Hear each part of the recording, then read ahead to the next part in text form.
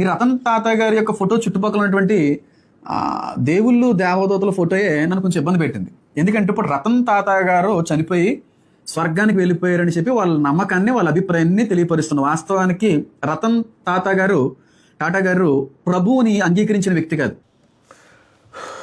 బా ఒరే, నీకు కంటెంట్ లేకపోతే బైబిల్ తిరగాయి ఆ బొక్కలో 1070 పేజీలు ఎంతకాలం చెప్తాంలే అని నీకు అనిపిస్తే కొత్త రకాల పుస్తకాలు చదువు.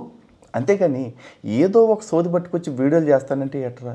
నువ్వు ఎలా చూపించి ఇదే నన్ను ఇబ్బంది పెట్టింది, నీకు ఇబ్బందే కలిగిద్ది. ఎందుకంటే నువ్వు ఎంచుకున్న మతం అట్లాంటిది. కానీ నువ్వు ఆలోచించు, ఆఫ్టర్ ఆల్ ఒక ఏఐ పిక్చర్ నువ్వు పట్టుకున్నావు, ఏఐ జనరేటెడ్ ఇమేజ్ అది. దానిలో ఎలా పెట్టారు? రతన్ టాటా గారు చనిపోయిన తర్వాత ఆయన వెళుతుంటే దేవతలు, అన్ని మతాలకి సంబంధించిన దేవతలు ఉన్నారు అక్కడ. వాళ్ళు వచ్చి స్వయంగా స్వాగతం పలుకుతున్నట్టుగా చెప్పారు. దీంట్లో నీ గుడారానికి వచ్చిన నొప్పి ఏంటో నాకు అర్థం కావట్లా.